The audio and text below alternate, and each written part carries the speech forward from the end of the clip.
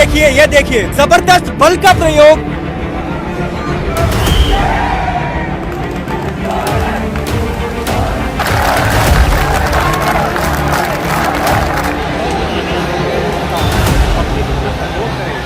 दिल्ली आज युवाओं के आंदोलन के एक ऐतिहासिक दृश्य का गवाह बन गई। दिल्ली में देश भर के कई कोनों से, अलग अलग हिस्सों से युवा पेपर लीक और तमाम तरह के आंदोलनों के नारों के साथ पूरे जंतर मंतर और आसपास के कई किलोमीटर के क्षेत्र को अपनी मौजूदगी से भर चुके हैं। और आज ही मानसून सत्र का पहला दिन है और आज प्रधानमंत्री नरेंद्र मोदी अपने मानसून सत्र के शुरुआत के संसद के बाहर जब औपचारिक रूप से देश को संबोधित करते हैं उस समय मजाक उड़ा रहे थे कि युवा 28 साल का होता है। युवा मतलब 56 साल का युवा नहीं।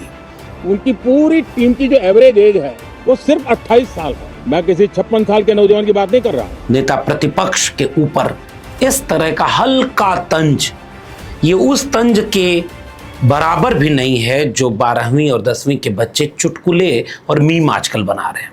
संसद भवन के भीतर भी हंगामा हुआ और संसद भवन के बाहर भी सड़क पर हंगामा हुआ।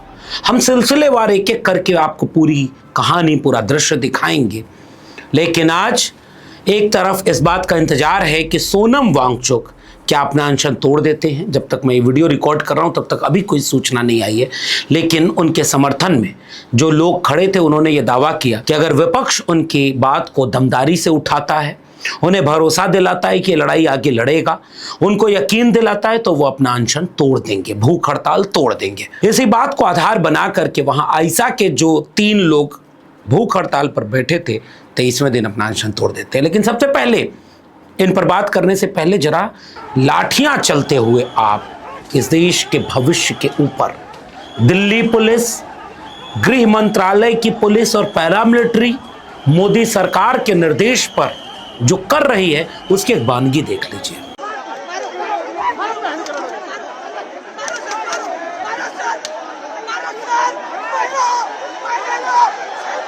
हम जैसे लोग इस तरह के दृश्य देखने के बाद एक बात को बहुत सुकून से कह सकते हैं कि पिछले 10 वर्षों में हमने कलम और किताब के लिए, शिक्षा और रोजगार के लिए जो लड़ाइयाँ लड़ी, वो छोटी छोटी लड़ाइयाँ आज इतने बड़े रूप में दिख रही है तो अपनी मेहनत पर एक बार गर्व होता है। हम बहुत अरसे से इस देश के लोगों को समझा रहे थे कि इस देश की बर्बादी की पटकथा स्कूल, कॉलेज, विश्वविद्यालय की बर्बादी, कलम और किताब की बर्बादी और युवाओं के रोजगार की बर्बादी के आधार पर लिखी जा रही है। तब कम लोग समझते थे, आज बहुत सारे लोग समझ रहे हैं। और आज पेपर लीक एक ऐसा स्पार्क का मुद्दा बना। सुप्रीम कोर्ट के चीफ जस्टिस का बयान इसमें एक आधार बन गया और कुछ नौजवानों का सोशल मीडिया पर एक सनसनी बनाना एक प्लेटफॉर्म की तरह बन गया। लेकिन अब ये कॉकरोच जनता पार्टी का कोई आंदोलन नहीं बचा। भले ही वो चेहरे कुछ आगे दिखते हों, लेकिन तमाम दर्जनों संगठन, दर्जनों सामाजिक कार्यकर्ता, सामाजिक लोग, राजनीतिक लोग इस आंदोलन को नरेंद्र मोदी सरकार के द्वारा इस देश के शिक्षा, रोजगार और युवाओं के भविष्य की बर्बादी के खिलाफ एक ऐतिहासिक आंदोलन बनाते जा रहे हैं। एक ऐतिहासिक घड़ी के गवाह बन रहे हैं। इस वक्त हम रायसीना रोड पे हैं। दिल्ली की जो ल्यूटेंस दिल्ली मानी जाती है, दिल्ली की सत्ता के केंद्र वहाँ पे हैं। ये सड़क संसद की तरफ जाती है, ऐसी तमाम सड़कें संसद की तरफ जाती है और आप देख रहे हैं ऐसी हर सड़क पे युवा, विद्यार्थी, बेरोजगार सब आके भरे हुए हैं। लोग पूछ रहे हैं जी वो पार्लियामेंट मार्च का क्या हुआ? अरे मार्च तो थोड़े लोग करते हैं, इतने लोग आए हैं। मैं समझता हूँ लाख से ज़्यादा लोग देश के कोने कोने से आए हैं कि जो मार्च होना था वो पहले रैली बन गई, फिर रैली का रेला हो गया। अब तो मुझे लगता है वो रेला मेले में बदल गया है। ये मेला हो गया है चारों तरफ। यह आंदोलन जब इस तरह से दिख रहा है तो इसकी आवाज दूर तक जाएगी। आज जब जंतर मंतर पर लाठी चल रही थी तो उस लाठी के बीच कई विपक्षी दलों के लोग भी वहां शामिल हुए। उन पर बात करेंगे, लेकिन पहले एक बड़ी प्यारी सी वीडियो देखिए। इस वीडियो में जो अनशन पर बैठे आयशा के 3 लोग थे, नेहा, मनीष और अमाद, इन तीनों ने कई बड़ी हस्तियों, नामचीन हस्तियों के सामने उनके हाथों से जूस पी करके अपनी भूख हड़ताल को तोड़ा। ये जब दृश्य था तो यह दृश्य अभी संसद भवन के मार्च के पहले का था, और उन्होंने ये संकल्प लिया कि हम अब इस लड़ाई को सड़कें से लेकर के गांव, कस्बों, चट्टी चौराहों तक ले जाएंगे।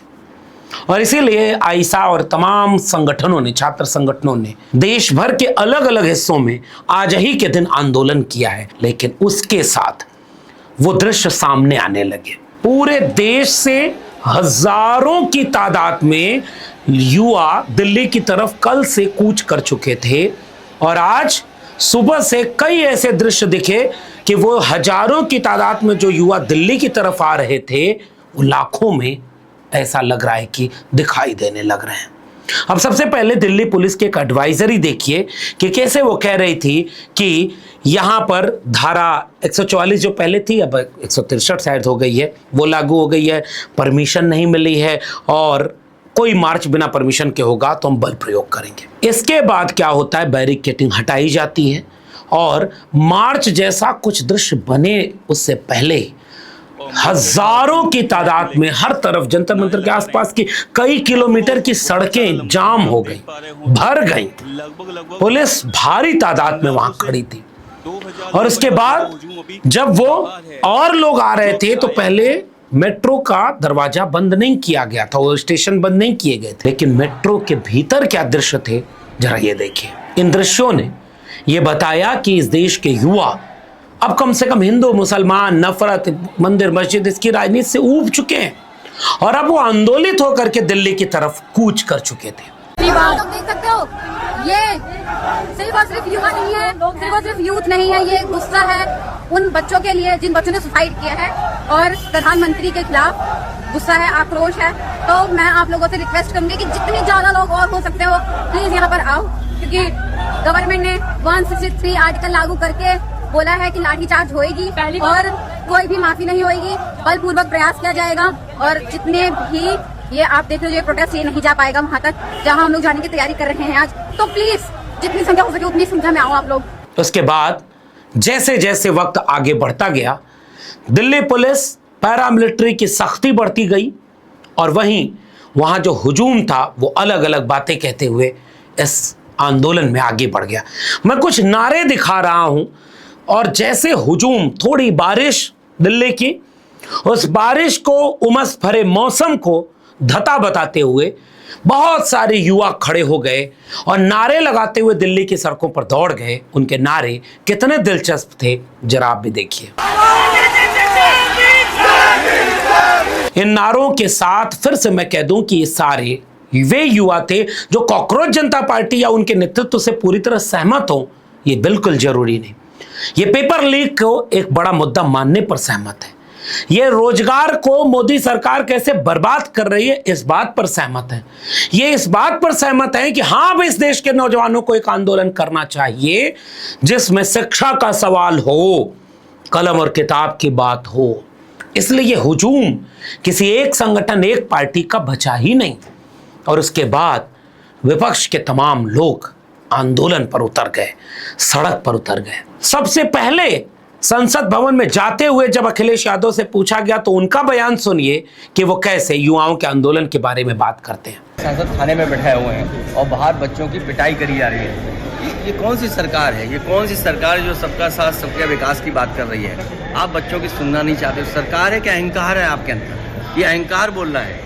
अगर सरकार होती तो सुनती, बच्चों की बात सुनती। उनके साथ ही अब देखिए कि राज्यसभा में नेता प्रतिपक्ष कांग्रेस पार्टी के राष्ट्रीय अध्यक्ष मल्लिकार्जुन खड़गे ने, चूंकि वो उस जगह पर नेता प्रतिपक्ष हैं इसलिए उन्हें मौका मिला, और उन्होंने कितनी दमदारी से इस जंतर मंतर के युवाओं के आंदोलन पर अपनी बात कही, और उसके बाद कैसे मोदी सरकार के इशारे पर राज्यसभा की कार्रवाई को स्थगित करके बंद कर दिया गया। देखिए, आज यहाँ जंतर मंतर पे हजारों बच्चे वहां पर आए हैं, वहां लाठी चार्ज हो गया है।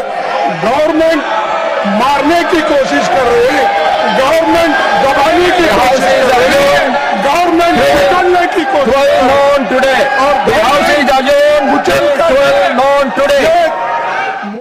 उसके बाद संसद भवन के वो गलियारों में, संसद भवन के भीतर पूरे विपक्ष ने एकजुटता दिखाते हुए जिस तरह से हंगामा किया, और लोकसभा में दृश्य बड़ा कमाल का था कि जब 6 सदस्य जो लोकसभा के पूर्व के सदस्य रहे थे, उनके निधन के बाद लोकसभा अध्यक्ष ने उनके लिए मौन की बात की, तो कैसे आवाज आई कि वो जो 20-21 नौजवान आत्महत्या कर गए पेपर लीक की वजह से, उनको भी याद कर लिया जाए, उनके लिए भी तो 1 मिनट का मौन कर लिया जाए। लेकिन ये निर्मम, निरंकुश और संवेदनहीन सरकार ने वो भी नहीं सुना। अब सभा दिवंगत आत्माओं के सम्मान में मौन रहेगी।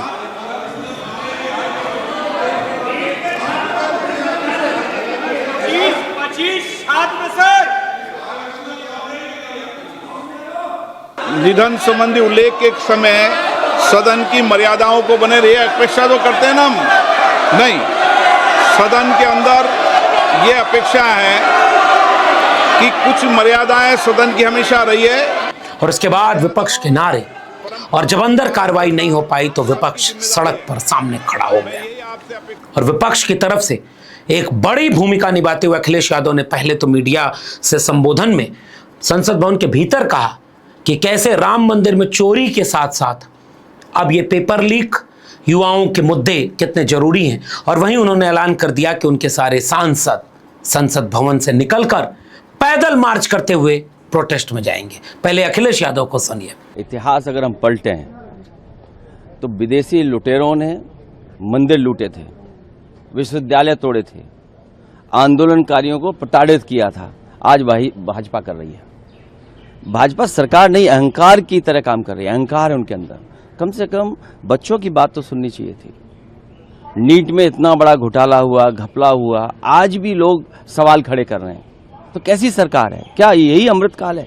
इस बयान के बाद समाजवादी पार्टी के सांसदों ने बैनर, तख्ती हाथ में लेकर के उस जंतर मंतर के आंदोलन में सड़क पर चलते हुए प्रोटेस्ट किया। यह बहुत अरसे बाद विपक्ष के इस तरह के प्रोटेस्ट को आपने देखा होगा। और नारे सुनिए, समाजवादी पार्टी के सांसद लगा रहे हैं मोदी सरकार के खिलाफ।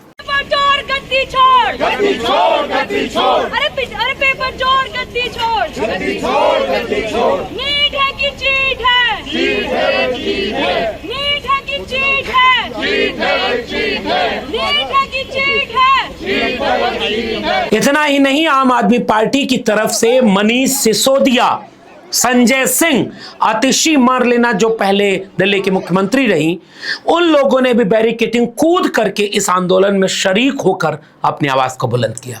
वहीं चंद्रशेखर आजाद, टीएमसी की सांसद महुआ मोइत्रा के साथ इस आंदोलन में शामिल नजर आए। हनुमान बेनीवाल से लेकर के राजकुमार रोध तक कई सांसद इस आंदोलन में बड़ी भूमिका निभाते हुए नजर आए। इन दृश्यों के बाद यह बहुत अहम हो जाता है यह देखना कि दिल्ली ने अरसे बाद एक बड़ी गोलबंदी देखी है। मैं केवल एक बात सुकून से कह सकता हूं कि जिस बात के लिए हमने पिछले 10 साल अपने पसीने बहाए, जोखिम उठाए, बहुत कुछ किया, आज इस देश के हजारों नौजवान उन्हीं मुद्दों पर दिल्ली में आए हैं और नरेंद्र मोदी चुटकुले में व्यस्त हैं। उनको इस बात का वक्त नहीं है कि वो इन नौजवानों को बात सुने या उनसे संवाद करें। अब आगे क्या होगा देखना दिलचस्प है। फिलहाल इस वीडियो में इतना ही। वीडियो पसंद आई हो तो लोगों तक शेयर करिएगा। चैनल को सब्सक्राइब नहीं किया तो जाते थे चैनल को सब्सक्राइब कर लीजिएगा। फिर मिलेंगे, तब तक के लिए बहुत बहुत धन्यवाद।